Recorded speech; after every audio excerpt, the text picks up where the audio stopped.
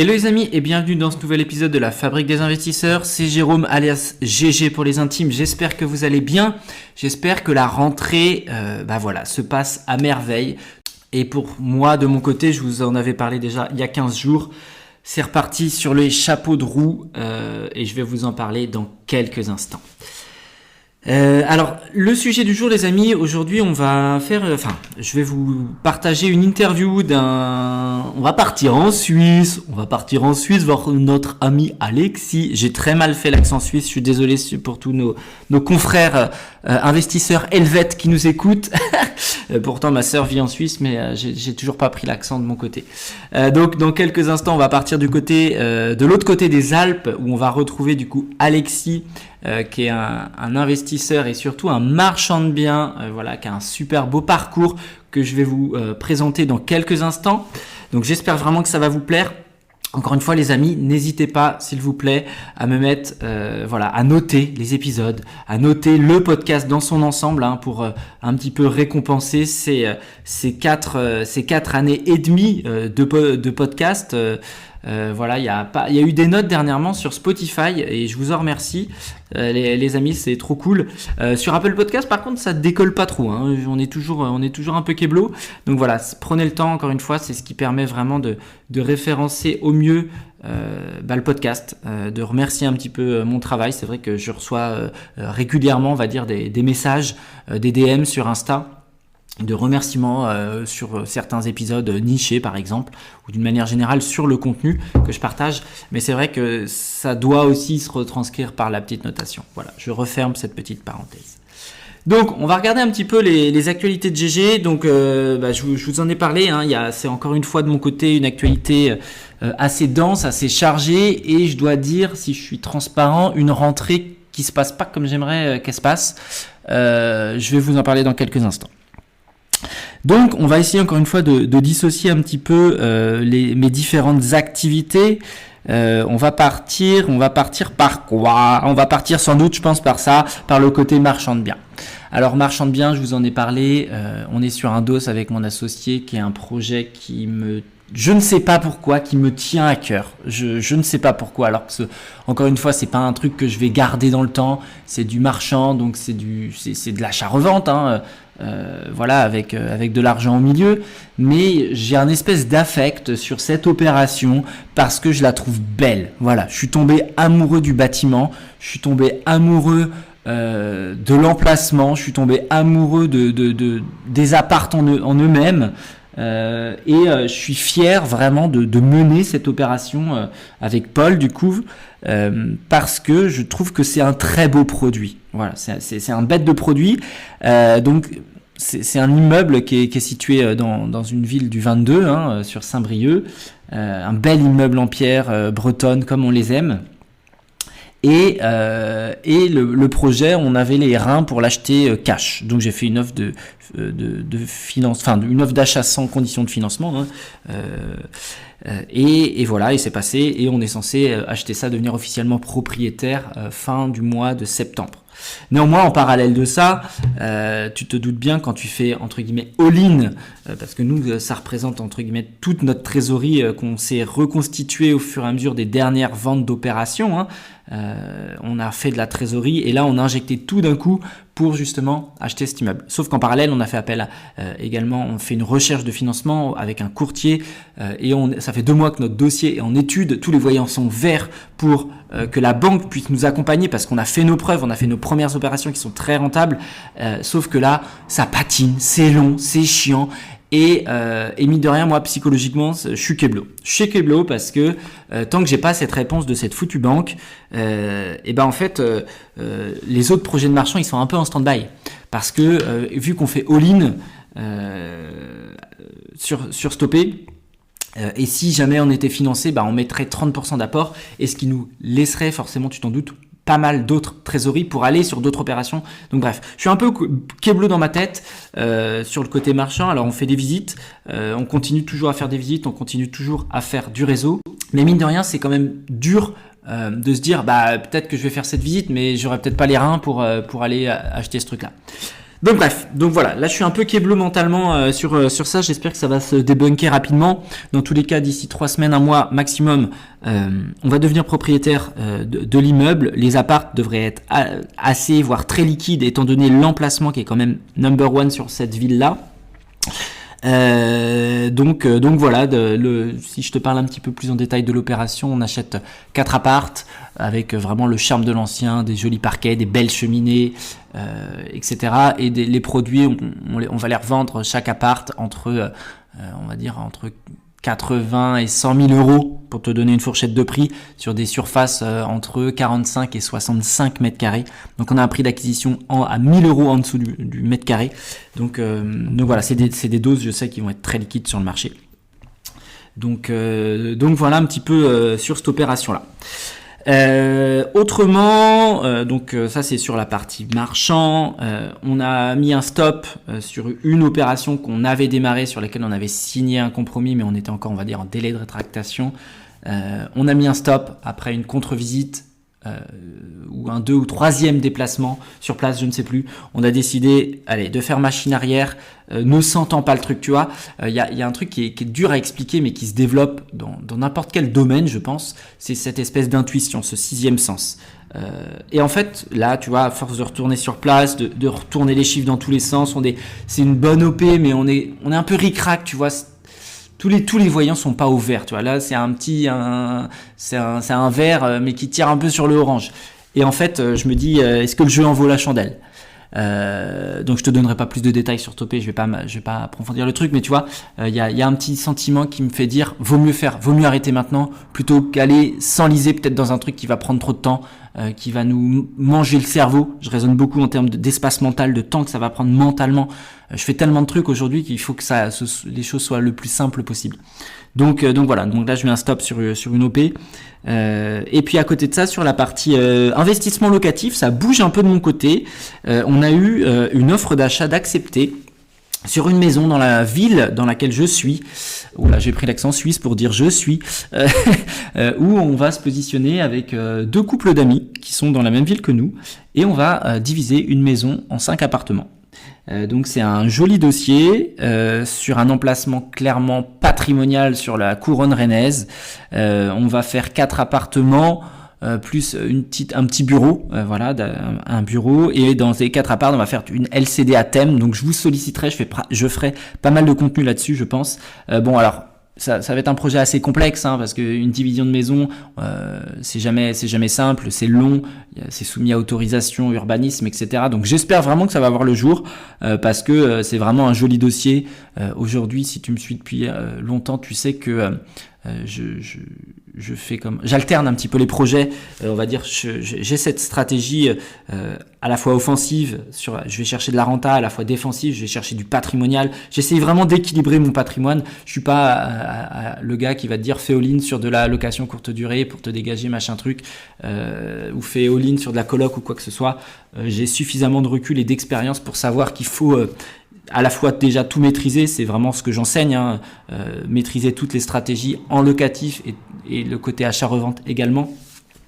Et donc là, voilà, on va allier finalement un très bel emplacement et puis sur une mixité de produits dans la maison, dans cette division, dans ce projet qui va, pareil, équilibrer notre risque. Et en fait, on va être quasiment sur une renta entre 8 et 9 points en longue durée, j'entends, hein, je parle pas de la courte durée en plus, sur un top emplacement. Donc en fait c'est juste exceptionnel.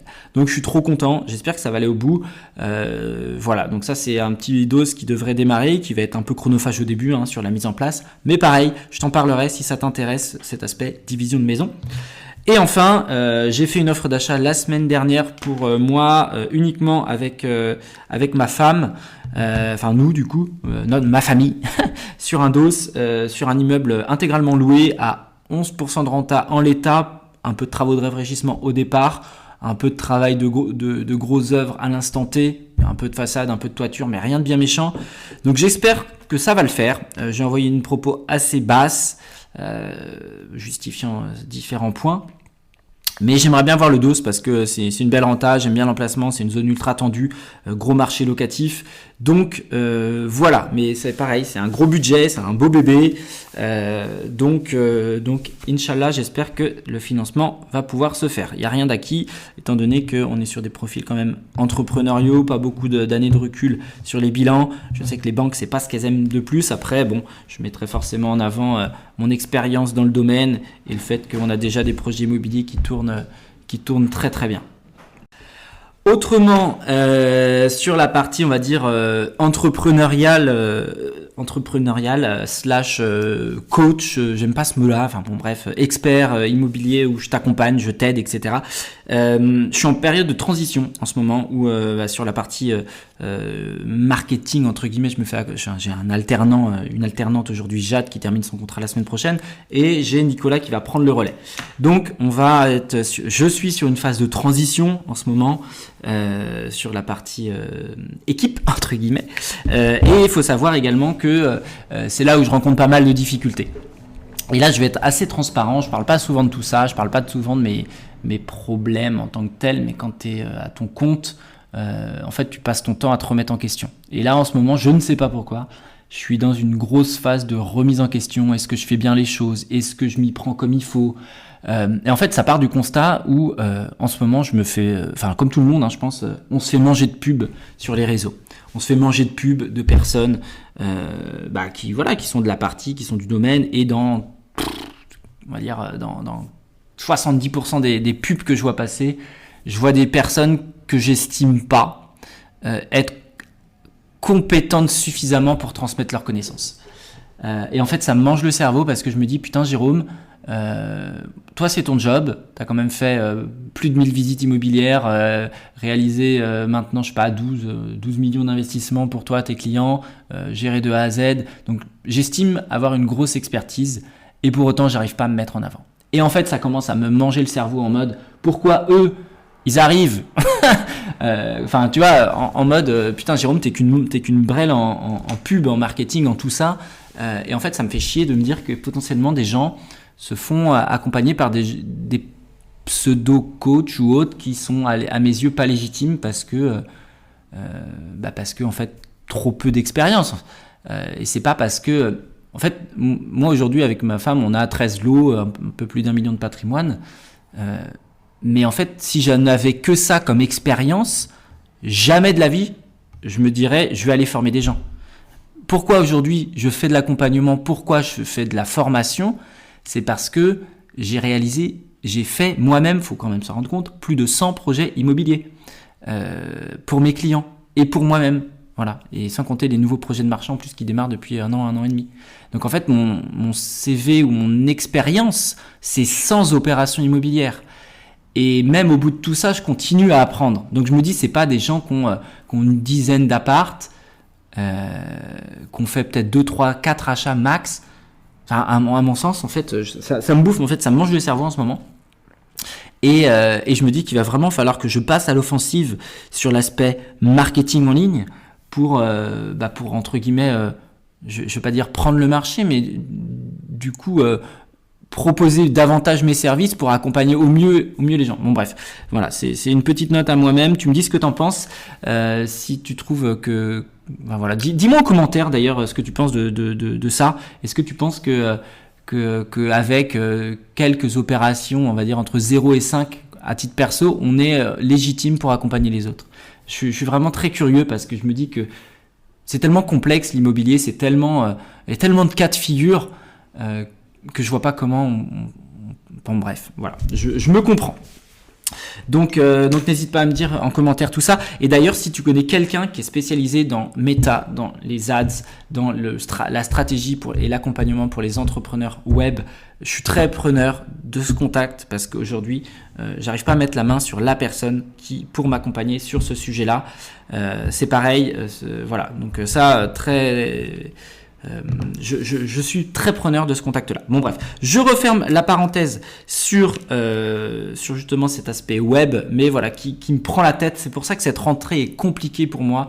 C'est que je me dis, putain Jérôme, mais en fait, faut que tu avances à ce niveau-là parce qu'il y a trop d'entre guillemets de personnes pas légitimes à mes yeux qui prennent des parts de marché, qui se montrent Donc bref, donc je pense que vous allez un peu plus voir ma tête prochainement en réel ou autre, que ça vous plaise ou non. J'essaierai toujours de le faire avec ma position de professionnel de l'immobilier sans vendre du rêve. Je pense que vous me connaissez suffisamment depuis toutes ces années pour savoir que je vends pas de rêve, que l'IMO c'est à la fois trop bien, mais c'est à la fois des fois pénible, des fois compliqué, des fois dangereux, risqué quand on fait pas bien les choses. Donc voilà. Je referme cette parenthèse.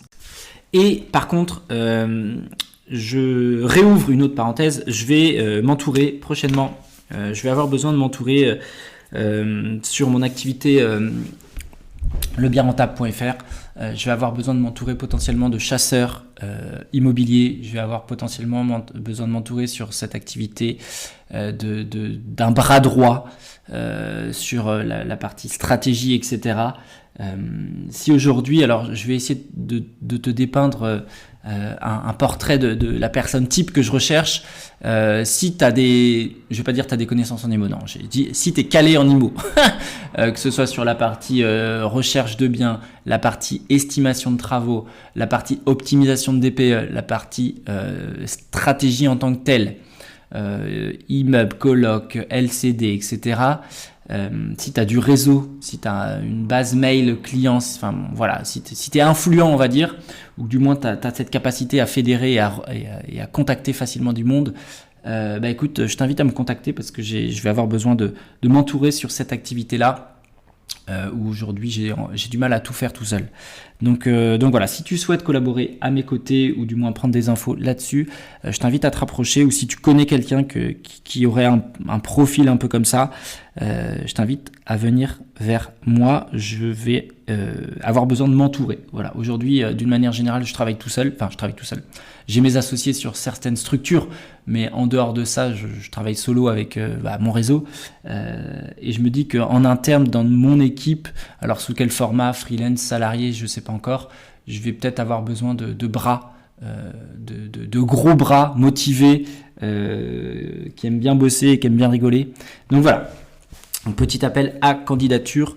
Si tu penses à quelqu'un ou si tu te sens concerné, je serais ravi de discuter de tout cela avec toi.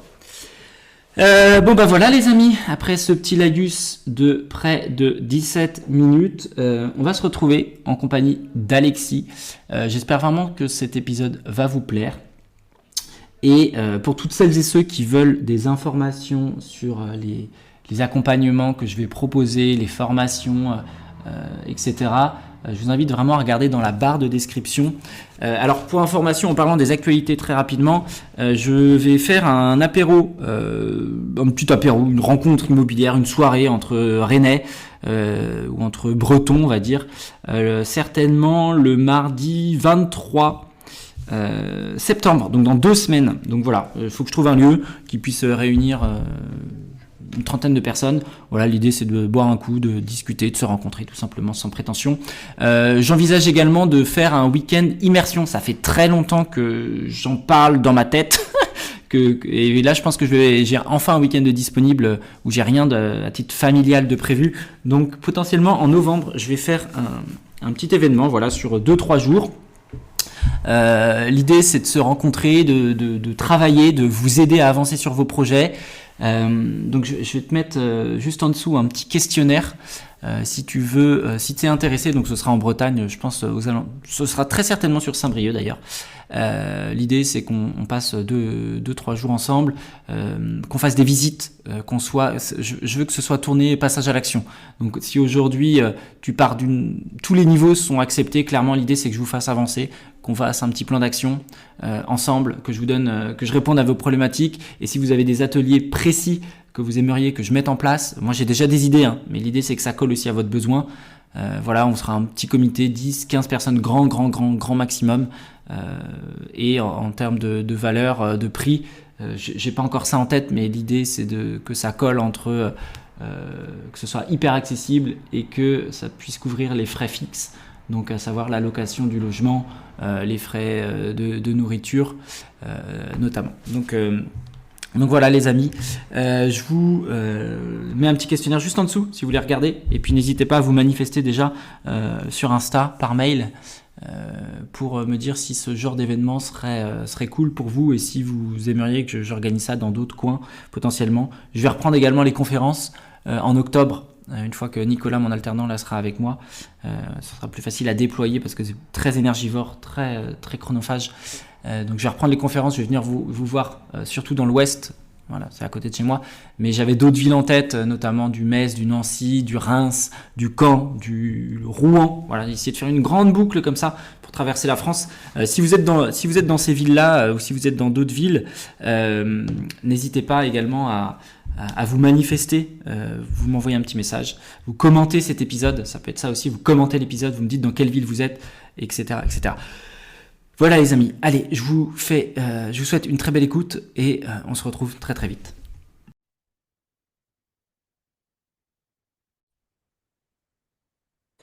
Hello les amis et bienvenue dans ce nouvel épisode de la Fabrique des investisseurs. C'est Jérôme et je suis ravi de vous retrouver aujourd'hui en bonne compagnie.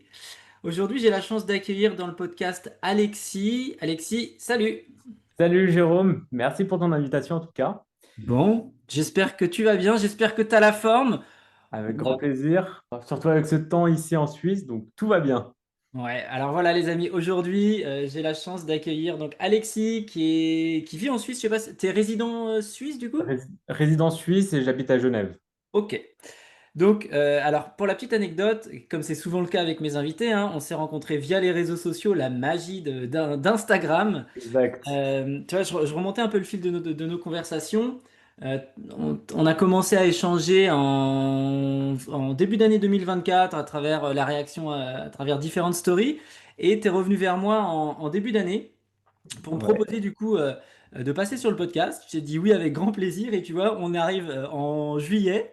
Donc on 6 y mois arrive. après, on y arrive. Bon, bah, en tout cas, je suis trop content de t'avoir. Bah, écoute, je te laisse dans un premier temps te présenter, qui t'es, ce que tu fais, et enfin, attends, on y viendra dans les grandes lignes après, on va détailler, mais qui t'es, d'où tu viens, et c'est quoi un peu ton parcours. Bah, écoute, donc moi je suis Alexis Oliveira et sur les réseaux sociaux Alexis dans la pierre. Donc j'ai un parcours qui a changé avec le temps. J'ai été d'abord plombier. Donc après mon bac en scientifique, je ne savais pas où aller justement. Donc j'ai fait un bac scientifique et ensuite un CAP plomberie en alternance. Ok. Il faut savoir que mon père était plombier, est artisan plombier, donc ça aide un A peu. été un peu influencé, ouais. C'est ça. Mais l'idée, c'était vraiment d'avoir un bagage technique. Et une fois que j'ai eu mon CAP plomberie, j'ai continué les études jusqu'au master en programme grandes écoles à La Rochelle. Et Donc, le programme Grande École, c'était relatif à quoi? c'est un master de management, donc vraiment pour gérer des structures, pour gérer du personnel et avoir plus ou moins la stratégie d'entreprise. Ok. Alors, parcours un peu atypique, parce que, attends, enfin, je pense que j'ai capté quand même. Donc, bac S, c'est ça? Exact, Donc, en théorie, après un bac, on repasse pas un CAP, tu vois. c'est ça. Ok, bon, tu vois, j'avais bien suivi. C'est Et ça. donc, toi, Donc, ok. l'idée, c'était du back-end. Je voulais vraiment avoir un bagage technique pour pouvoir justement faire de l'immobilier, parce que c'était quand même dans ma tête. Ok, Ça, ouais, donc il y c'est avait un petit vraiment, truc. vraiment petit. Mes parents ont de l'immobilier, donc vraiment, je me suis dit comment faire pour ramener, aller jusqu'au bout, avoir du patrimoine, développer son patrimoine. Je me suis dit, mais en fait, c'est avec la technique. Mon père est plombier. J'ai vu comment bah, il va sur ses propres appartements. Je voyais comment il faisait. Donc, je me suis dit, attends, est-ce que je ne reproduirais pas le même schéma, quitte à reprendre la boîte de l'entreprise de plomberie quand j'étais en région parisienne? Ok. Et là, Et si on en revient rapidement à tes parents, t'es pas obligé de rentrer dans le détail, mais t'as pu observer du coup une réussite dans l'investissement immobilier? Ils ont ouais. fait ça tout au long de leur vie? Ils ont fait ça au fur et à mesure, un investissement tous les X temps, et au final, aujourd'hui, ça leur fait une certaine rente. Donc, je me suis dit, c'est le moment, ça permet d'avoir une sorte de retraite, de pré-retraite ou même de retraite assurée. Ouais. Bah, tiens, l'investissement immobilier, ça serait peut-être une porte de sortie par rapport à tout ce qu'on entendait. Déjà, j'ai passé le bac en 2014. Donc, tu te dis déjà, tu entendais qu'il n'y allait pas avoir de retraite, Ouais, carrément. 65 ans, ce genre de choses. Ok. Est-ce que tes parents t'ont poussé à investir dans l'IMO ou ils t'ont, comment dire, t'as Ils ont, observé et t'as fait par toi-même? J'ai fait par moi-même, mais j'ai toujours eu la petite graine qui a été poussée enfin, depuis petit. Donc, je me suis dit, bah, tiens, c'est le moment, comment faire? Et après, bah, tout le chemin est amené et s'est avéré réalisable aujourd'hui. Ok, cool. T'es originaire d'où toi à la base? Parce que là aujourd'hui tu vis en Suisse. Parisienne, dans le 91, dans l'Essonne. Ok. Et alors vas-y, moi, le côté expatriation suisse, enfin je sais pas si t'es considéré en tant qu'expat. Non, alors oui, je suis expat, mais je suis résident suisse. Donc, Ok. je ne vote pas en Suisse pour l'instant. Je n'ai pas encore les papiers suisses. Il faut attendre 10 ans de naturalisation. Ok. Donc, il m'en reste encore 6. Ça fait que 4 ans Ok. que je suis là. Et comment t'as atterri là? Parce que moi, la petite anecdote, c'est que j'ai ma petite sœur qui vit en Suisse aussi Ouais. depuis bah, ça va faire 3 ans en octobre, je crois bien. Donc ça passe vite. Elle est dans quel coin? Elle est à, oh putain, Neuchâtel, je crois? Non, pas du tout. Ouais. Elle Ça était à peut. Yverdon-les-Bains avant, Ok. et là, Neuchâtel? Tiens, je sais même pas la ville où elle vit, quoi, la Un honte. peu plus reculé après Lausanne, mais c'est encore le côté français. Enfin, le côté francophone plutôt. Ok. Et comment t'es arrivé là-bas? Est-ce que c'est le boulot? C'est grâce à madame. Donc, madame a fait un master à la Sorbonne et du coup, à la suite de ça, elle a fait un VIE Ouais. qui lui a permis d'aller justement à Genève. Et de Genève, on y est arrivé pendant le Covid. On a fait le Covid à Genève. Et là, révélation, on s'est dit, mais on adore. Tu as la montagne, tu as le lac. Donc en hiver, tu es occupé. En été, tu es occupé. Tu te dis, c'est beaucoup mieux que la région parisienne. Et Ouais, je veux bien le croire. on est en plein dedans. Donc voilà. Ok. Et quand t'es arrivé là-bas, toi, t'avais du taf? Du tout. Alors moi, la petite anecdote, c'est qu'à la suite de mon master, pendant mon master, je l'ai fait en alternance. Donc, je l'ai fait en alternance en tant que conducteur de travaux. Donc là Ok. aussi, le côté un peu atypique, j'étais en conducteur de travaux, qui est un peu, qui est une filière ingénieur, et j'étais en école de commerce. Donc voilà, Ok. l'idée, c'était toujours d'avoir ce bagage technique pour Hmm. aller au bout des choses et pour pouvoir comprendre l'immobilier et surtout le BTP. Ok, tout en ayant du coup on va dire un cursus plutôt grandes écoles sur peut-être la partie bah, qui te sert aujourd'hui, on y reviendra sur la partie structuration, tu vois, peut-être stratégie d'entreprise, tout ça, donc hyper intéressant, on y reviendra du coup tout à l'heure. Exact. Du coup sur la partie, bon, je me prends des petites notes, hein, sur la partie déclic finalement, comme tu l'as dit, t'as eu la petite graine qui a été semée un peu tout au long de ta vie de par le modèle parental. Ouais. Euh, et en arrivant à Genève, est-ce que tu avais déjà fait de l'immobilier précédemment, à titre perso? Pas du tout. Ok, Donc, sortie d'école, donc à 25 ans, j'ouvre ma première structure, une micro-entreprise pour être courtier en travaux, donc ouais, mise en relation entre les clients et les artisans.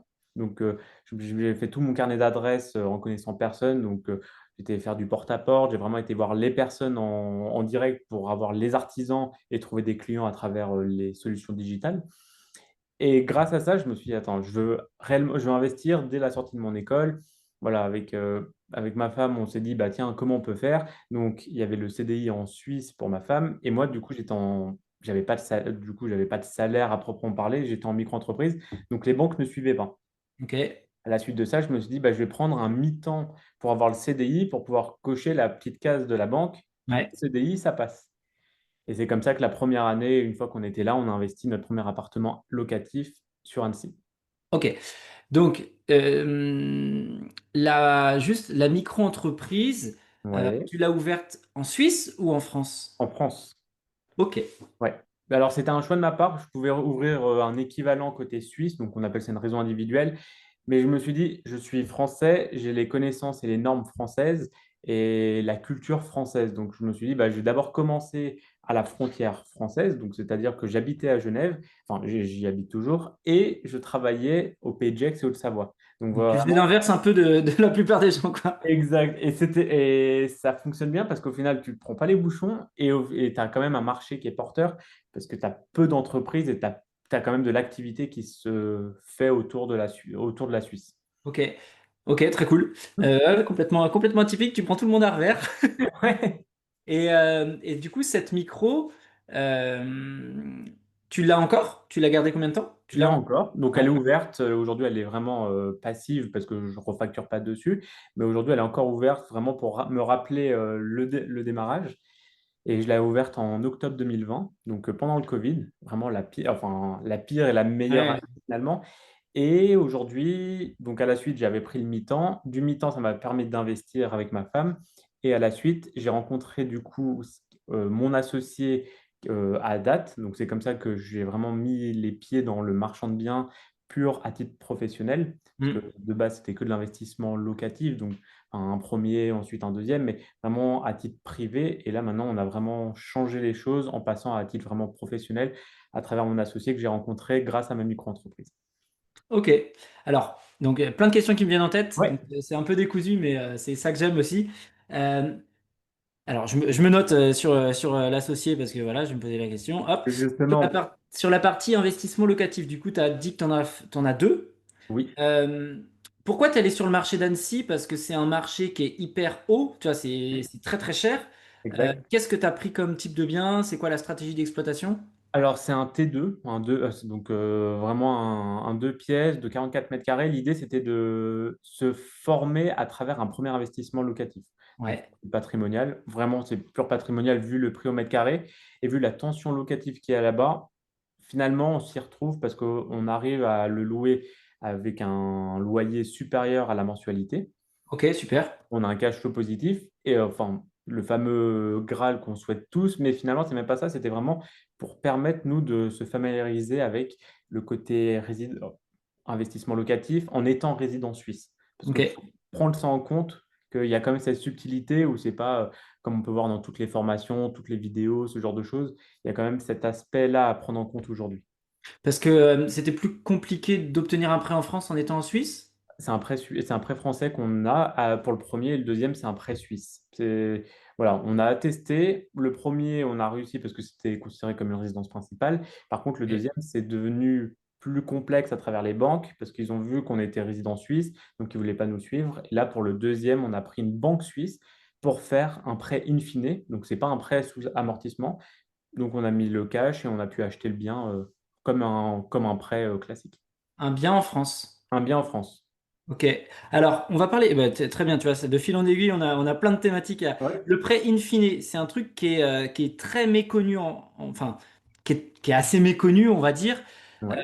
Est-ce que tu peux nous expliquer du coup le principe, l'intérêt de passer par ce type de prêt, et peut-être que c'était d'ailleurs la seule solution pour toi d'emprunter via la banque suisse, mais voilà. Alors, spoiler alert, oui, c'était la seule manière de faire pour pouvoir investir à date avec le peu de temps qu'on avait sur ce type de bien-là. Mais finalement, pour faire la comparaison, tu as un Prêt prêt classique, classique. amortissable, où on paye des mensualités et on amortit du crédit plus des intérêts tous les mois. Le C'est prêt de ça. monsieur, madame, tout le monde. Voilà. Et après, tu as un prêt qu'on appelle un prêt in fine, qui est surtout utilisé par des marchands de biens ou plutôt des professionnels.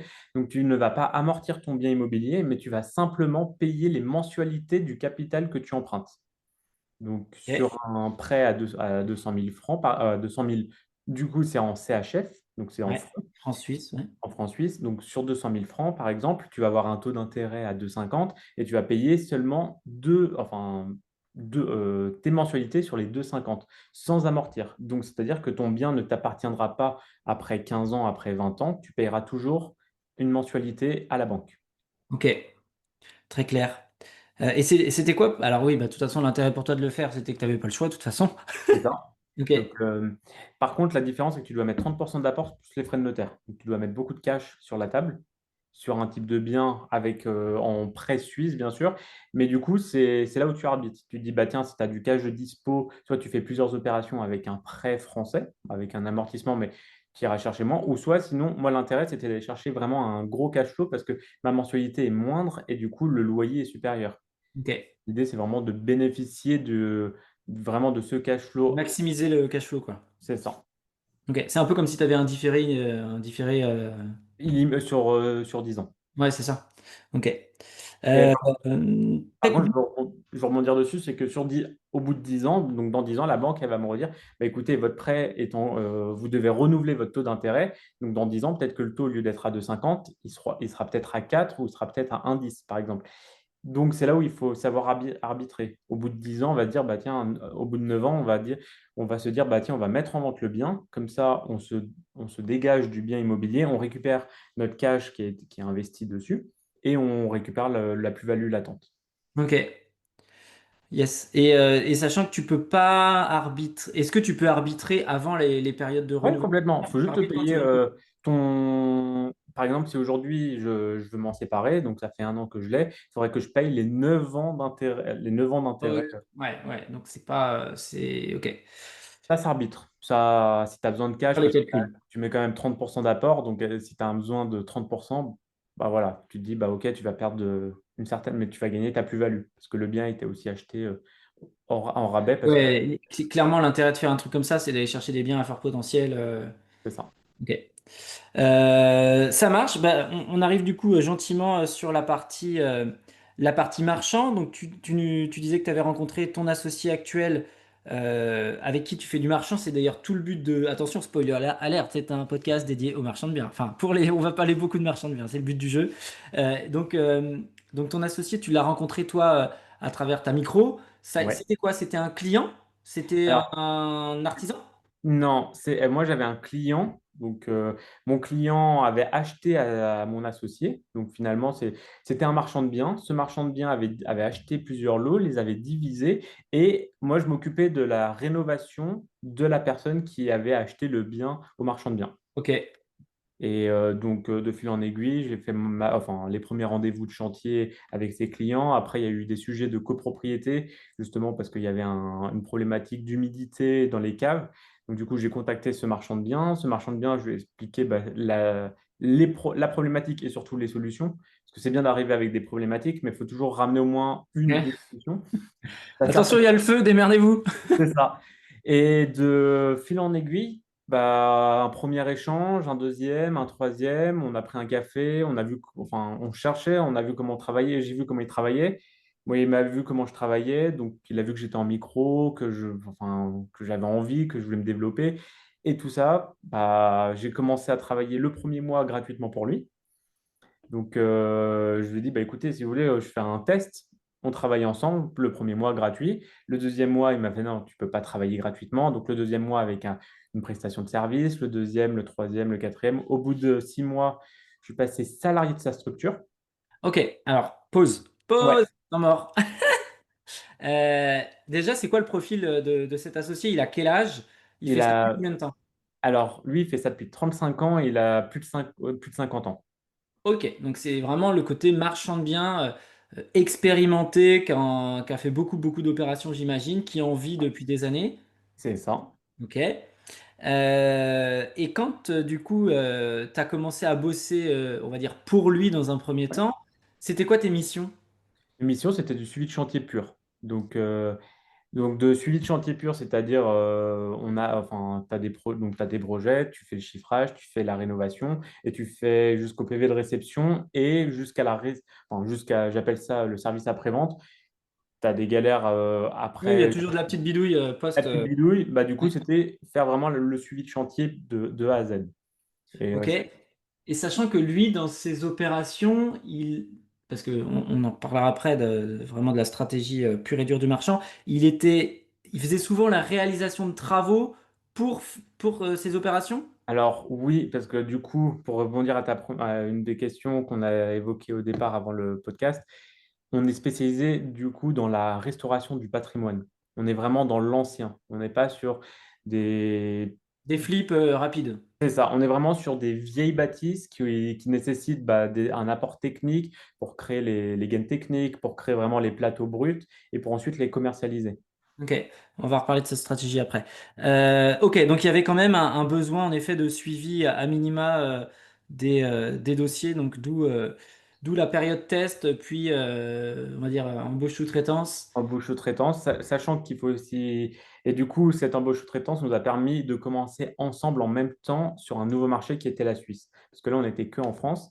Et en Ouais. fin de compte, on a commencé en association le marchand de biens en Suisse ensemble. Ok. Donc en fait, vous avez créé une nouvelle structure commune. On Euh, a récupéré sa structure, donc sa structure qu'il avait déjà en Suisse. ouais.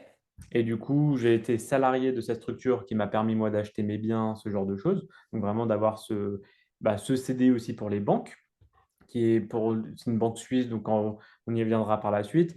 Mais du coup, toujours avoir cette fameuse case à cocher par les banques. Et du coup, ensuite, on a ouvert une structure ensemble à deux en étant associés à 50-50 dessus. Ok. Et lui, il est suisse ou français à la base? Lui, il est français et il est résident suisse. Ok. Ça marche. Voilà. Tout se joue au niveau de la frontière, les amis. Si vous n'y êtes C'est pas, ça. c'est que vous avez raté. Et Ok, très clair. Donc vous ouvrez donc cette boîte à deux dans l'idée directement d'aller, entre guillemets, conquérir la Suisse sur du patrimoine ancien, enfin de la restauration de patrimoine ancien. Lui, c'était quelque chose qu'il faisait déjà précédemment. Il était déjà spécialisé là-dedans ou il faisait un peu de tout? non, depuis 35 ans, il a fait tous les châteaux de la Haute-Savoie en restauration. Ok. Ouais, ça aide un peu. Ok. Et pourquoi il s'est mis là-dessus? Pourquoi ce créneau-là? Alors, l'attrait de la vieille pierre, Ouais. et après, quand tu fais un premier domaine, un premier château, bah, tu as le voisin qui vient te voir en disant: Ah, vous avez déjà fait un château, vous connaissez, bah, vous n'êtes pas intéressé pour me racheter mon château. Après, ça commence tu as tout un écosystème autour de la restauration où tu as les notaires qui t'appellent parce qu'ils savent que tu fais ce type de bien qui n'est pas donné à tout le monde. Parce qu'il Ouais. faut faire attention quand tu achètes une vieille bâtisse, tu peux l'acheter pas très cher, par exemple à 4 fois moins son prix. Et finalement, quand tu dois refaire une toiture, les Ah oui, façades, oui. bah, tu te retrouves sur un bien qui n'est pas rentable. Et sur aussi un domaine, généralement, tu as beaucoup d'hectares de parcelles agricoles ou de parcelles à développer. Donc, il y a tout un mélange de bâti, de foncier, de travaux à connaître et c'est pas donné à tout le monde. Ok. Hyper intéressant. Et donc, sur les châteaux, la stratégie, est-ce que, alors du coup, voilà, je me note cette question-là aussi, stratégie château. Euh, Est-ce qu'il a fait d'autres, toi, t'as dit tout à l'heure, des vieilles bâtisses, tu vois. Est-ce qu'il y a d'autres typologies de biens de vieilles bâtisses que les châteaux? Les granges et les fermes, c'est ce qui marche le mieux. Parce qu'aujourd'hui, alors, ce qui est dans notre région, Haute-Savoie, Pays de Gex, donc dans le département 01, 74 et sur le canton de Genève, tu as encore beaucoup de vieilles bâtisses qui n'ont pas été exploitées, qui sont vraiment en grange pure pour faire de la zone agricole. Ok. Et aujourd'hui, tu as de moins en moins d'espace pour vivre, tu as de moins en moins d'espace pour construire. Donc, finalement, ces parties-là, ces granges peuvent être déclassées, donc peuvent avoir un changement d'affectation. Et, Ok. et ce Et- changement d'affectation te permet d'aller chercher de la marge, parce que justement, c'est des zones nouvelles que tu vas construire. Et en plus de ça, tu as un attrait aussi fort pour les personnes qui ont quand même un certain revenu de vivre dans l'ancien qui leur rappelle les grands-parents. Et en Hmm. plus de ça, de vivre avec tout le luxe d'aujourd'hui. Ok. Ouais, c'est le charme, le confort dans le charme de l'ancien, on va dire. C'est ça. Est-ce que t'as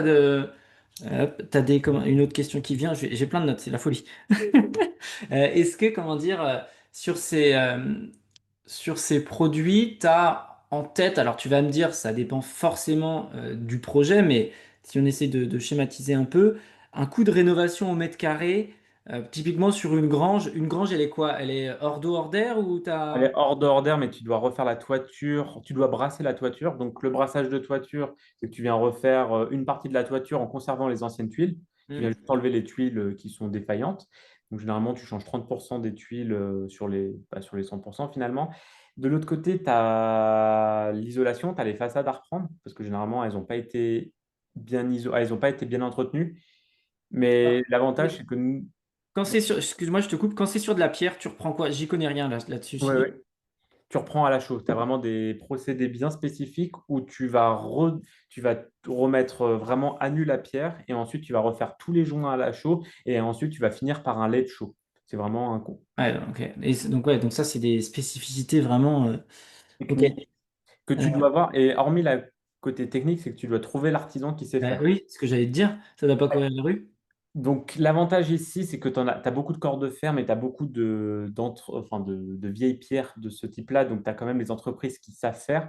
Elles sont pas aux quatre coins de la rue, mais finalement, tu arrives à en trouver des compétentes et qui sont au prix du marché. Ok. Ok, et après, tout ce qui est rénovation intérieure, seconds œuvres, c'est sur des prix classiques, j'ai envie Les de dire. prix classiques. Faut compter parce que justement, on rentre quand même sur quelque chose d'un peu plus luxueux. Finalement, on ne fait pas de la rénovation classique. Sur une rénovation qui va te coûter entre 1500 et 1700 francs, 1700 euros du coup, tu vas plutôt taper sur du 3000 euros sur du bien particulier type château. Ok. Et quel type de presta, quand tu parles de luxe, vous mettez quoi comme type de presta? T'es plutôt dans. Alors, les cuisines, tu vas passer dans du haut de gamme, tu vas prendre du 25, 30, ouais, 30 à 40 000 euros par cuisine. Putain, ok. Ouais, voilà, t'es plutôt dans cette typologie-là. Le carrelage en tant que tel, tu vas prendre du minimum 60-120, c'est le bas de gamme, on va dire. Après, tu vas upgrader en passant par des carreaux de 120 par 240, donc vraiment de la pose bien spécifique. Ou sinon, tu vas aussi choisir ton revêtement, ton isolant acoustique entre tes deux étages, par exemple. Tu vas mettre du Fermacell, vraiment un Ouais, complexe ça je connais. Ouais, isolant ok.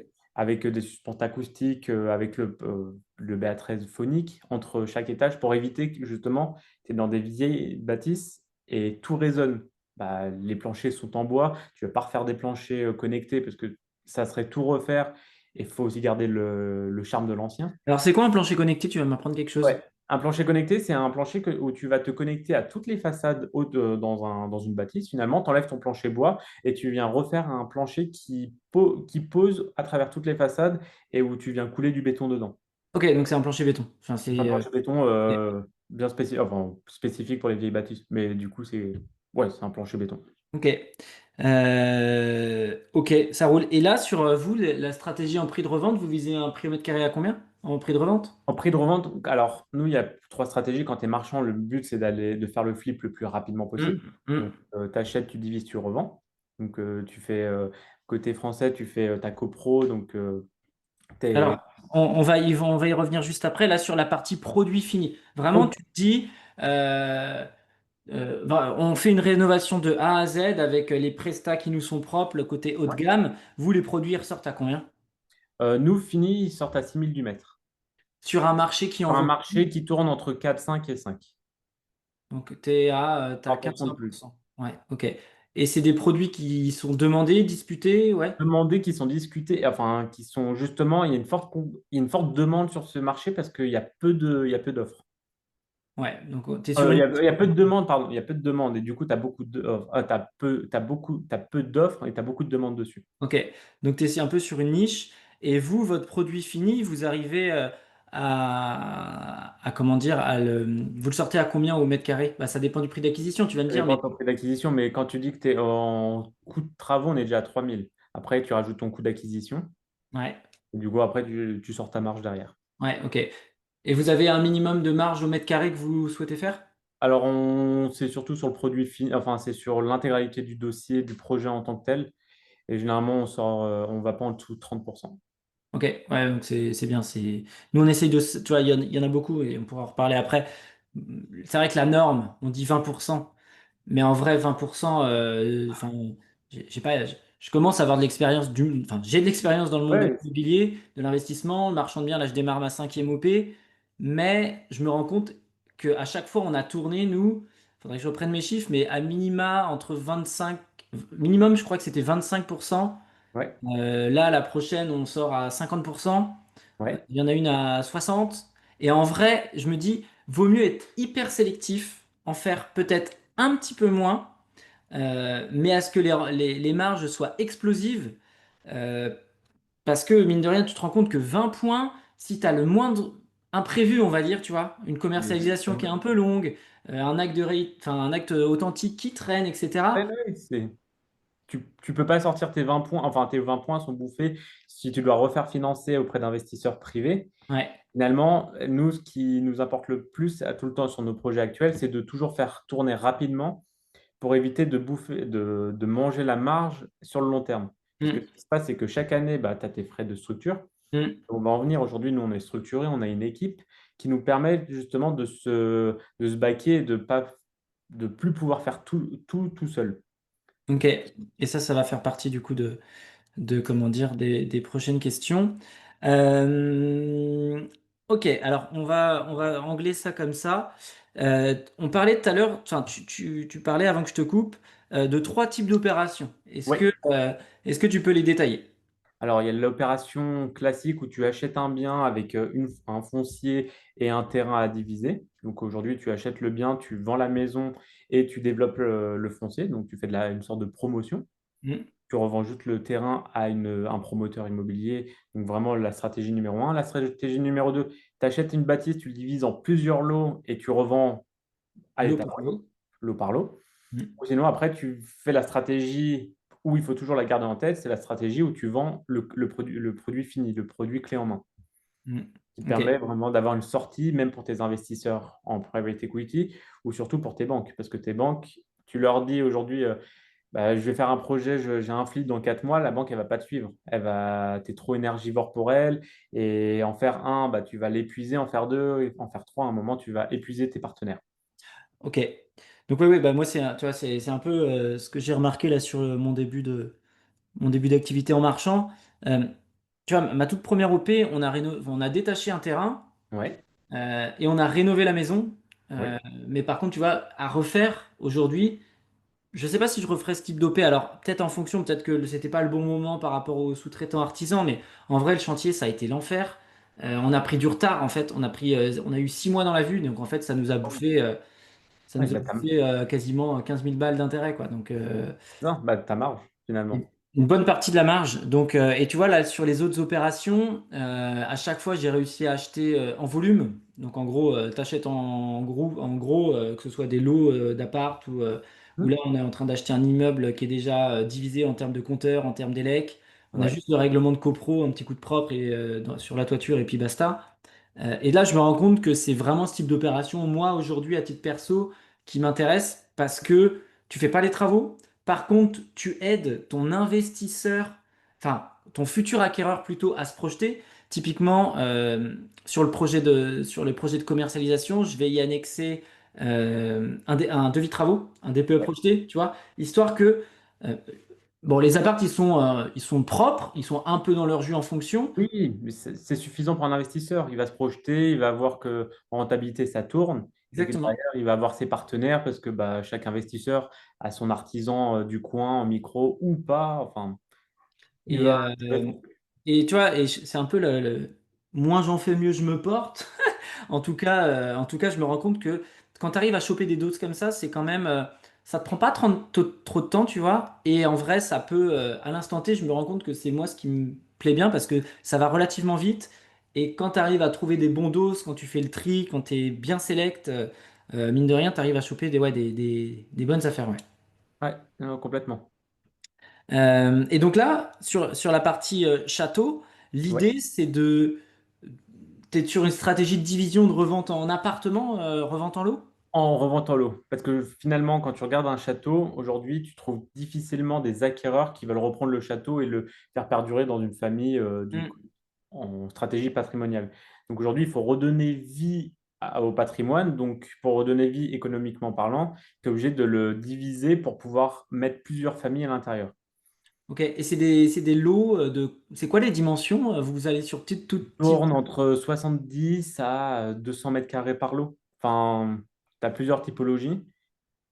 Les caves, ils sont pas exploités, c'est des caves. Enfin, le sous-sol, vraiment partie cave. Et après, le plus petit lot, c'est un 70 mètres carrés. Et le plus grand lot, ça va être un 200 mètres carrés Donc ça avec s'adresse vraiment à des familles. La que cible, des c'est familles. Ouais, des que des familles. familles qui ont les moyens, Oui, j'imagine, et qui veulent un peu de côté prestige de vivre dans un château. c'est ça. Donc, on a même mis une piscine. Enfin, dans ce projet-là, il y a même une piscine qui a été créée. Donc, vraiment, dans la copropriété, voilà, c'est vraiment amener tous les Ah, trop services bien. en plus. Ok. C'est- Putain, arrête, je vais appeler mon associé juste après. Ouais. Je vais dire, Paul, faut qu'on trouve des châteaux. Mais vraiment, c'est intéressant. Après, il faut faire attention parce que tu en as beaucoup en France où tu as des châteaux dans des régions, mais il faut voir l'attractivité Et du. Alors, ça faisait partie des questions que je m'étais notées. Souvent, qui dit château dit campagne. Ouais. Comment tu t'assures comment dire, de la demande locative? Eh ben, tu connais ton marché très certainement, hein, voilà, il n'y a pas de souci, il y a pas de sujet. Mais voilà, dans les grandes lignes, il y a pas une appréhension à l'idée d'être Alors, interpellé. Haute-Savoie, Pays de Gex, non, parce que tu as la Suisse qui est à moins d'1 heure au pourtour de tout cet écosystème. Donc, qui dit Suisse dit des salaires plus importants et dit alors, beaucoup d'étrangers. Ok. euh, et parce que tu as l'ONU et enfin, tu as vraiment t'as le CERN et tu as l'ONU et ils ont un certain pouvoir d'achat. Donc, ils sont friands de cette typologie de bâtiments. Ok. Donc là, l'idée, c'est en fait de se positionner quand même sur un secteur. Je me prends des notes parce que Ouais. ça m'intéresse trop. C'est sur un secteur, on va dire, là où il y a un pouvoir d'achat qui est quand même important. Ok. Et tu t'adresses, en effet, tu fais du premium. Et là, tu le livres clé en main, produit Alors fini, justement, c'est un travaux. peu l'idée. C'est comme ça que j'ai rencontré mon associé. C'est qu'au final, moi, j'étais là, enfin, je rendais le produit clé en main, un produit fini, mais le bien avait été vendu en plateau brut. Donc finalement, dans la stratégie qu'on avait énumérée tout à l'heure, le numéro 2, donc tu achètes et tu divises un bien Hmm. en plateau brut. Tu ne fais pas que ça en pur marchand. En marchand, enfin, moi, dans ma composition en interne, ce qu'on fait, c'est qu'on prépare des chiffrages travaux, on prépare des avant-projets sommaires pour vraiment projeter le futur acquéreur en disant, il n'achète pas un plateau, mais il achète un produit clé en main, mais il va s'occuper de ses propres travaux. Ouais, donc c'est un peu comme moi, tu lui facilites en fait son achat en le projetant en. Enfin, tu parles à des personnes qui n'ont pas le temps, qui ont un certain pouvoir d'achat, donc finalement, leur zone de génie, c'est pas aller faire la moindre économie sur les travaux. Non, eux, leur zone de génie, c'est de s'assurer que les travaux vont être réalisés de manière correcte, enfin, en bonne et due forme, d'avoir les garanties nécessaires et surtout de pouvoir défiscaliser les travaux qu'ils vont intégrer dans leur projet. Pas con, la partie des fiscs. Et ouais, ok. Et justement, en fait, on est sur vraiment sur une autre typologie de prestations où finalement, on va pas chercher vraiment d'aller négocier une prise, enfin la moindre prise dans un projet. On va aller regarder, bah tiens, on a un budget prix, on a un budget électrique. Bah, le budget électrique, on sait que c'est pour du haut de gamme. Donc, il va y avoir tout le système Sonos, il va y avoir voilà, ces prestations que tu ne retrouves pas forcément partout. Ok, hyper intéressant. Ok. Donc ouais, là tu fais, oui, en plus bah oui, c'est un peu ce que le projet que je suis en train d'initier là. Oui, tu permets à l'investisseur ou à l'acheteur du coup de créer du déficit à titre perso quoi. Et Et t'as pas à t'emmerder, toi, tu commercialises, enfin, tu touches ton argent avant la fin des travaux, donc ce qui est la base pour aller vite.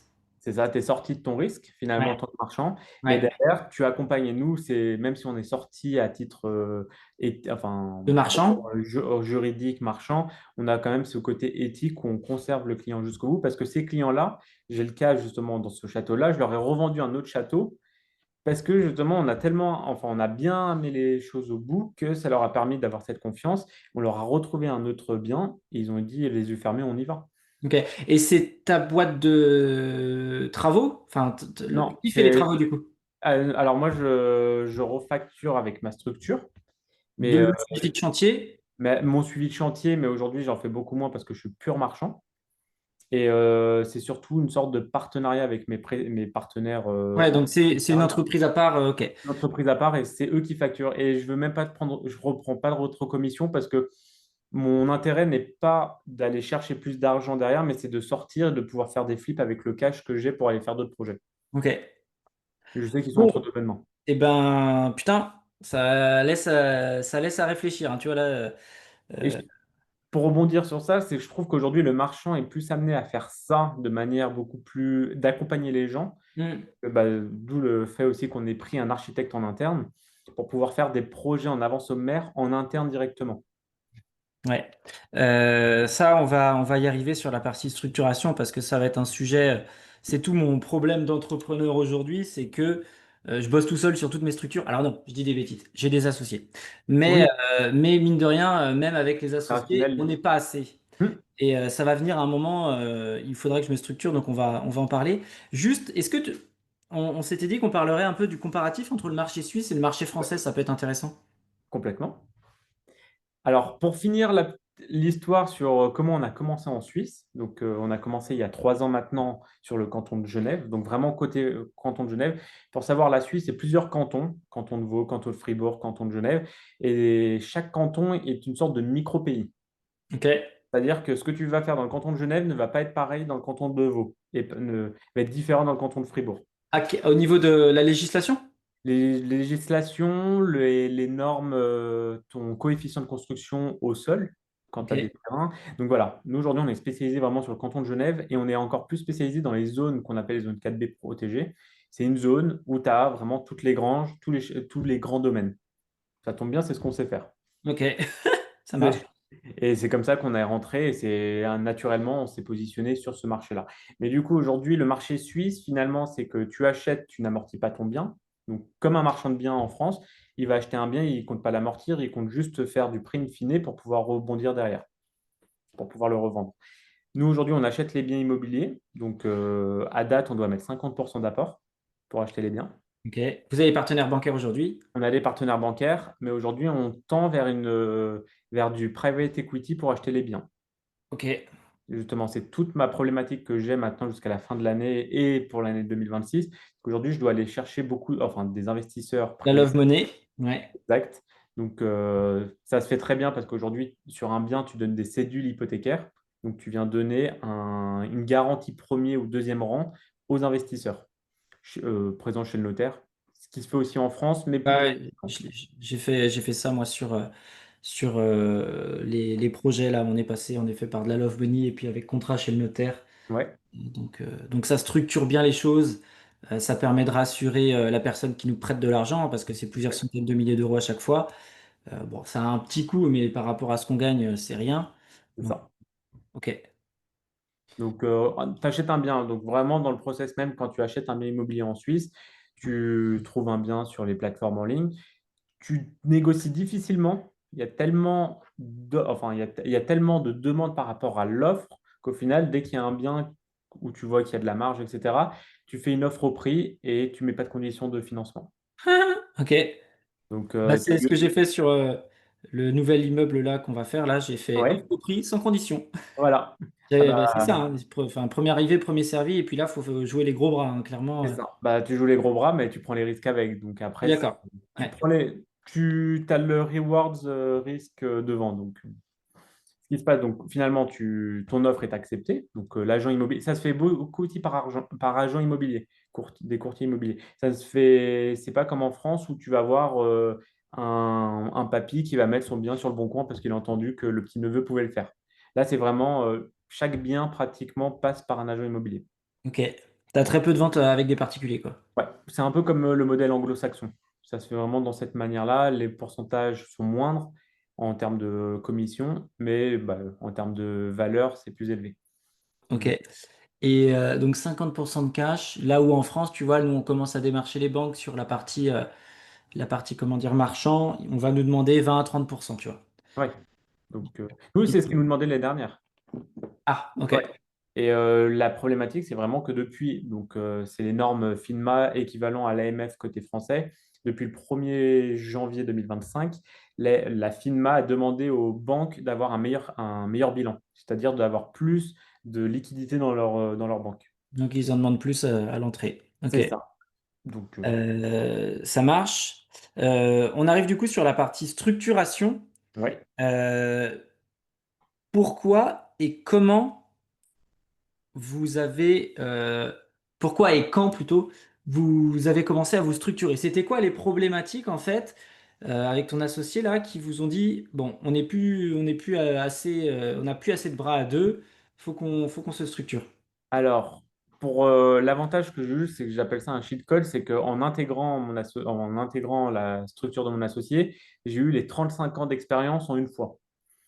Ouais. L'avantage, c'est qu'il a été déjà structuré, il avait un ancien DAF, directeur financier, qui l'accompagnait, et lui, à date, il avait son assistante et lui, et il avait un chef de projet qui était parti enfin, qui était parti en Colombie et qui, bah, du coup, après, quand il est revenu, on a fini un projet, il a continué son chemin. Donc, au final, quand moi je suis arrivé dans la structure, il y avait déjà l'assistant de direction et mon associé. Et moi, du coup, je suis arrivé en suivi de chantier et ensuite en chef de projet.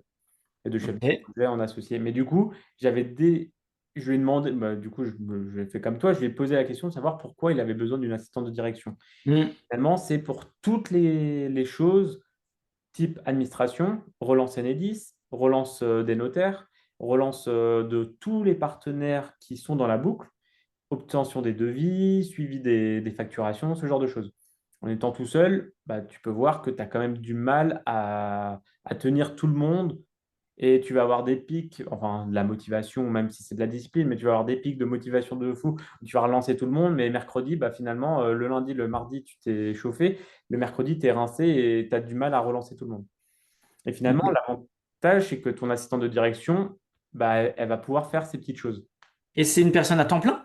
Une personne à temps plein, ouais. Putain, c'est un job à temps plein, ça. Ok. Ouais, c'est un job à temps plein. Et du coup, moi, quand j'ai ouvert ma structure, je me suis dit, bah, je vais déjà donc j'ai les projets, donc je me suis staffé automatiquement avec l'ancienne assistante de direction de mon associé qui était là il y a 7 ans, et je l'ai prise à mi-temps. Et donc aujourd'hui, donc j'ai une assistante de direction à mi-temps dans ma structure. On a l'assistante de direction dans la structure de mon associé à temps plein. Hmm.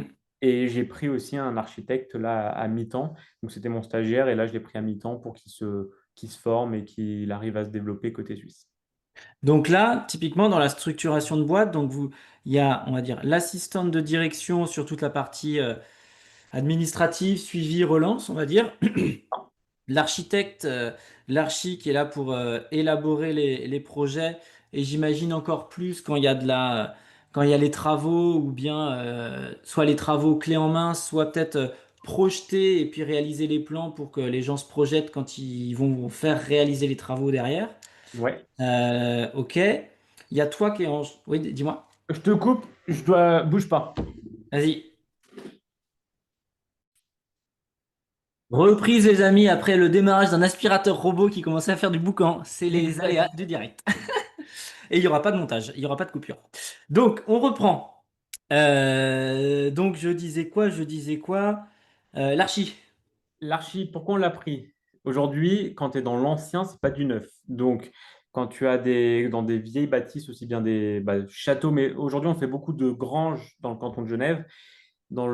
Ces granges-là, finalement, bah, les murs, ils sont pas droits. Tu n'as pas des angles à 90 degrés. Ouais. Il y a plutôt 90 degrés. Mais aujourd'hui, tu es plutôt dans du rafraîchissement, dans de la rénovation, restauration pure. Donc l'architecte doit aller sur place. Donc notre architecte va sur place, fait les relevés Matterport. Donc on a investi sur le Matterport, un scan 3D. Ouais, j'utilisais ça avant, ouais. Et nous, ça nous a changé notre métier parce que ça nous permet de gagner du temps, d'avoir des plans fiables de la réalité avec des surfaces cohérentes avec ce qu'on peut mettre en vente. Ok. Et elle, derrière, son job, c'est d'aller faire des projections, enfin, Ouais, lui, réalisation de plans, projection. c'est un homme. Lui, du coup, il C'est va un faire homme, des pardon. projections. Ouais, il fait des projections. Donc, avec sa vision d'architecte, il va nous dire, bah, tiens, là, on peut mettre c'est plutôt un 4 chambres, un 3 chambres. On va pouvoir plutôt aller aménager cet espace-là. Et du coup, grâce à ça, on va pouvoir faire des projections de vente avec des prix de commercialisation. Et pourquoi ne pas l'avoir pris en freelance? Alors, moi, aujourd'hui, il est en freelance, mais à terme, il va vouloir se mettre soit en CDI pour acheter quelque chose ou pas. Donc là, il est en stagiaire, il a fini son stage et là, il s'est mis en freelance. Ok, ça marche. Et peut-être qu'un jour, il aura d'autres clients ou pas. Donc après, ce qui est bien dans la formule freelance, c'est qu'au final, tu choisis, bah, tu te mets d'accord sur 6 mois. On va faire un mi-temps, j'ai besoin que de 3 heures par semaine. Ok, c'est quand même, comment dire, ouais, c'est rigolo. On va dire, un accord moral en mode je t'embauche, enfin je t'embauche. J'ai besoin de toi 18 heures par semaine, quoi. En gros, c'est ça. C'est ça. Et lui, ça l'arrange. Enfin, du coup, mon architecte, ça l'arrange parce il a besoin de vivre, de remplir son frigo, mais aussi il a d'autres. Il veut pas faire que ça toute sa vie. Ah ouais. Moi, il veut pas faire que ça 35 heures ou 40 heures de sa semaine. Donc, ça lui permet aussi d'aller Ouais, faire. d'avoir de la souplesse, ok. C'est ça. Euh, donc ça, c'est les deux postes, assistante, architecte. T'as toi en chef de projet, du coup? Ouais, chef de projet, gérant de ma structure. Ok. Euh, Donc par- toi, tes missions au quotidien, une journée type, c'est quoi? Enfin, tu me diras, il n'y a pas de journée type, Il n'y a forcément. pas de journée type. Là, ce matin, par exemple, j'ai fait les plans sur un calque. J'ai refait la disposition des pièces en me disant là, je vois qu'une cloison, techniquement parlant, il faut qu'on fasse monter la colonne d'eau. Donc, on va mettre toutes les salles de bain ici. Donc, ça te refait tout réaménager vu qu'on est dans de l'ancien. Dans du neuf, tu n'as pas ce problème-là. Tu montes tes 2 colonnes, après, tu vois où tu fais. Donc là, tu rajoutes. Ma journée type, c'est je me lève le matin, je déjeune avec ma femme. Je prends le temps, 15 minutes de regarder mes mails le matin. Hmm. Après, j'appelle mon associé, je fais, bah tiens, là, on peut aller se poser à tel endroit. On bosse beaucoup dans des cafés. On n'a pas de bureau attitré. Ok. Là, par Et quand contre, vous dites vous bossez ensemble, c'est vous bossez sur les projets? on bosse sur les projets. Beaucoup de brainstorming. Beaucoup, beaucoup, beaucoup. Donc, on est tout le temps là à se dire, bah tiens, tel projet. Et par contre, on travaille en tunnel. On n'est pas, on est sur un sujet, on va rester sur le sujet pour pas aller se disperser sur un autre sujet. Ok. Alors quand tu dis sujet, c'est un Sujet, c'est projet. un projet. Un Un projet. Ok. projet ou une problématique dans un dossier. Ok. Et vous faites des sessions de boulot de combien de temps? Je passe, allez, mon plus grand temps, ça va être de 9 heures à un bon, un bon 18 heures avec lui. Oh la vache! Putain, ok. Et on tape sur des sujets. Le lundi, tous les lundis, c'est réunion d'équipe, donc avec tout le monde, les deux assistantes et l'archi. Donc on travaille. Là, pour le coup, c'est plutôt décousu parce que finalement, on a chacun ses problématiques. Comme ça, on met tout sur la table, on voit tous, bah, tout ce que les gens font et après, en après-midi, on fait des revues de projet. C'est-à-dire qu'on prend tous les projets, on a, nous, notre tableau Excel, donc on travaille beaucoup sur Excel. On se dit, bah, tiens, telle partie, tel projet, on en est là, qu'est-ce qu'on doit faire la semaine prochaine, enfin, qu'est-ce que chaque personne doit faire sur tel Ouais, projet. les tâches de chacun sur le dossier, quoi. C'est ça. Et comme ça, vu qu'on est tous ensemble, les gens savent ce que font l'autre. Ok. Et Ok, très clair. clairement, on est encore, enfin, on est une toute petite PME, donc aujourd'hui, si mon associé ou moi partons, finalement, il n'y a pas de, c'est pas périn, enfin, ça fonctionne pas tout seul. Yes. Et là, aujourd'hui, il y a combien de dossiers en parallèle, par exemple? Aujourd'hui, on en a 12 en cours. Ah oui, quand même. 12, Oui, je comprends qu'il fait. Ok. Je ouais, comprends que ça 8 demande. en Suisse, Ouais. 4 en action côté français, et il y en a 3 autres qui sont dormants parce que c'est plutôt du locatif. Ok. Et alors, tu communiques le chiffre si tu veux ou pas, mais le volume de chiffre d'affaires? Aujourd'hui, là, sur les 2 prochaines années, on est à 44 millions. Ok. Donc, après, faut remettre en perspective aussi avec la Suisse, mais c'est quand même monstrueux. Ok. Il y a deux promotions, on a beaucoup d'achats-reventes en foncier avec des granges. C'est pour ça que je te dis 2 ans, parce que finalement, on a des permis en cours. Donc les permis, il faut les obtenir, il faut aller les amener au bout. Et c'est là où on va pouvoir vendre après le projet. Et donc, ça, c'est le job de l'assistante de direction, par exemple, de faire tout ça. Alors, oui, mais vu qu'on est rentré dans le domaine suisse, elle n'a plus enfin, elle a plus les connaissances de suivi de Ok, projet. ok, Donc ok. là, c'est plus un chef de projet qui est en ordre. Et l'idée, c'est que mon architecte, au fur et à mesure de ce qu'il souhaite aussi, c'est de passer plutôt chef de projet. Ok. Et ton associé là, il a gardé son ancienne structure, il continue à bosser tout seul ou il est... On partage sur les deux structures. Ok. Parce qu'au final, il y a aussi le côté bankable. L'ancienne structure, sa structure est bankable, la mienne ne l'est pas à date parce que je n'ai pas encore de bilan suffisant. Ok. C'est tout le sujet de quand tu ouvres une nouvelle structure. On a eu beaucoup de banques qui nous ont dit, ouvrez une nouvelle structure, on vous finance. Tu ouvres la nouvelle structure et tu n'es pas finançable. Ouais. C'est tout le sujet. Ok. Et donc en gros, si je trouve un château à restaurer dans mon coin et que c'est intéressant, je fais appel à toi, quoi. C'est ça. Je ne me déplacerai pas. Je te donnerai des conseils à distance, mais jamais meilleur que dans son secteur. Ok, bah écoute Alexis, merci. Je pense que moi j'ai un peu, enfin j'ai fait le tour des questions que j'avais. Euh, Ouais. je sais pas si toi tu as des choses à ajouter qui te viennent en tête. C'est surtout l'évolution du marchand de biens, enfin la vision à long terme, je dirais, Ouais. d'un marchand de biens aujourd'hui, parce que je le vois aussi bien avec les projets en France qu'en Suisse, le côté marchand est mal vu auprès des partenaires bancaires. Ok, oui, bah c'est pas faux, oui. Voilà, donc ça date pas d'aujourd'hui, ça date pas d'hier, c'est depuis tout le temps. Donc l'idée, c'est de voir comment on peut réinventer le métier de marchand pour se faire, enfin, du coup, pour se faire, voilà, pour se faire le côté bankable, pour se faire financer par les structures, tout en conservant sa marge. Parce que la solution, moi, à date que je trouve, c'est surtout de faire de la love money. Mais la love money, à quel prix? Parce que justement, c'est-à-dire que tu dois te staffer plus avec une assistante ou autre, parce que justement, tu as après un suivi, tu as des partenaires que tu rentres dans la boucle en plus. Donc au final, c'est plus de travail Mm. pour justement assurer cette equity et ce cash-là.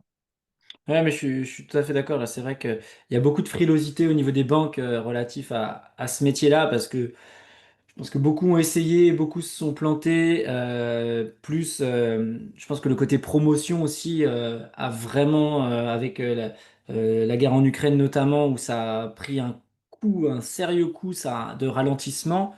Les opérations n'ont pas pu sortir en temps et en heure, donc il y a eu beaucoup, à mon avis, de boîtes à se péter la gueule ou à du moins bah, vendre à perte en tout cas sur certains projets. Donc c'est sûr que c'est un métier qui est à risque et c'est ce que je dis. Toi, j'ai pas mal de... Enfin, d'un côté c'est normal, j'en parle de plus en plus parce que ça me passionne vraiment Ouais. et j'ai de plus en plus de questions à ce sujet. Et j'avais l'autre jour une dame en reconversion qui m'appelle, donc c'est un contact de contact. Ouais. Pas bien dans son métier, tout passionné par de l'IMO, qui veut faire du marchand. Et, ok, pourquoi pas. Et donc en fait, je creuse et je me rends compte que l'expérience, en fait, à titre d'investisseur perso ou alors dans le monde du bâtiment, pourquoi pas, elle est quasiment inexistante. Ouais. Et du jour au lendemain, je veux faire marchand. Mais je dis, mais en fait, qu'est-ce que vous aimez faire dans la vie? J'aime faire des travaux, de la rénovation. Je dis, ok. C'est pas marchand. Hein? C'est pas marchand. Exactement, c'est Ouais. exactement ce que je lui ai dit mot pour mot. Je dis bah aujourd'hui, si vous partez sur ce type d'opération, j'espère que vous avez les reins solides, ou alors que vous faites en fonds propres, parce que sinon vous allez tout bouffer dans les intérêts. Et donc en fait, il y a une, tu vois, elle se trompe, enfin à mon sens, elle se trompait, tu vois, de problématique. Elle s'est dit ça va changer ma vie, je vais gagner ma vie en faisant ça.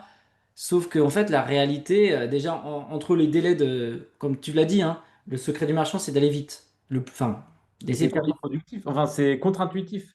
T'as pas l'impression. Tu te dis, bah, tu vas chercher la marge jusqu'au bout. Oui, oui, de premier abord, tu peux Ouais. penser ça, oui, carrément. Et pas du. Enfin, quand tu es dedans, tu te rends compte que vaut mieux tourner vite, tu as moins d'intérêt, donc tu as moins de frais financiers et tu vas pouvoir refaire un flip derrière avec ton cash que tu récupères. Ouais, ouais, clairement. Donc bref, cette dame, j'ai gentiment conseillé de d'abord de Hmm. monter en expertise avant de se lancer corps et âme là-dedans. Donc voilà, mais c'est vrai que ouais, il y a comment dire. Enfin, je trouve qu'aujourd'hui, à mon point de vue, c'est que c'est utopiste en fait de se dire je vais être marchand du jour au lendemain sans avoir soit de bagage technique, soit avoir vraiment, j'ai envie de dire, une carrière d'investisseur à titre perso ou du moins de l'expérience sur quelques projets quand même. Parce qu'il y a des responsabilités, parce que ben voilà, enfin, encore une fois, il y a des responsabilités qui sont tout autres que sur du locatif où c'est ton propre parc immobilier. À la limite, si tu fais une merde, bah, c'est pour toi. C'est pour toi. Mais Sauf que là, c'est pas le cas. Donc, juste pour rebondir par rapport aux différences entre la France et la Suisse, aujourd'hui, pour être marchand côté français, tu peux vivre de ça en faisant ta première OP à titre privé, en résidence principale. Tu payes pas de plus-value enfin, tu payes pas d'intérêt sur ta plus-value. d'impôt Sur la suisse. plus-value. Ouais, d'impôt sur la plus-value, pardon. Par contre, en Suisse, c'est complètement l'inverse. Ta première OP, il n'y a pas d'exonération ou autre. Tu payes 50% d'imposition sur ta plus-value. Oh putain. Ouais. Ok. Et au bout de la deuxième, tu es requalifié comme professionnel. Voilà. Et la fiscalité des sociétés en Suisse, c'est comme la France, On a 14,9. quel que soit le bénéfice annuel. C'est ça. Pour l'instant, on tourne à 14,9 et fini, tu tournes autour des 25. Ok, ça. Donc, ouais. Bah écoute, moi je vais suivre. Bah, de toute façon, on va forcément rester en contact. J'aurai certainement plein de questions au fur et à mesure des semaines et des mois parce que je trouve que c'est un. Bah, déjà, tu es passionné, tu es compétent et puis le parti pris d'aller sur du monument ancien à restaurer, je trouve que c'est vrai. Ça, bah, c'est une vraie niche, hein. Donc j'ai hâte de voir les projets sortir. Sur mon compte Insta, Alexis dans la pierre, c'est là où je mets un peu l'histoire enfin, la vie des projets. Et si tu veux me suivre, avec grand plaisir. Même si ta communauté. Bah ouais, je mettrai le lien de toute façon dans la barre de description. Donc moi je te suis déjà, mais voilà les amis, si vous voulez voir des châteaux sortir de terre ou du moins être transformés, Ouais. réhabilités, bah, n'hésitez pas à faire un petit tour sur l'Insta d'Alexis. Merci pour ton temps. Merci Jérôme, c'était un Et vrai plaisir. ouais, bah, plaisir partagé, c'est vraiment un sujet passionnant. Et puis bah, du coup, je te dis à très très vite. Ciao, À ciao. très vite. Salut. Pour aller plus loin dans votre expertise IMO, vous pouvez rejoindre ma newsletter dans laquelle je vous partage une actualité décryptée, des conseils et astuces ainsi que plein d'autres exclusivités. En bonus, recevez mon e-book Dénicheur de pépites, un guide de 70 pages pour monter en compétences à vitesse grand V. Le lien de la newsletter est dans la description de l'épisode.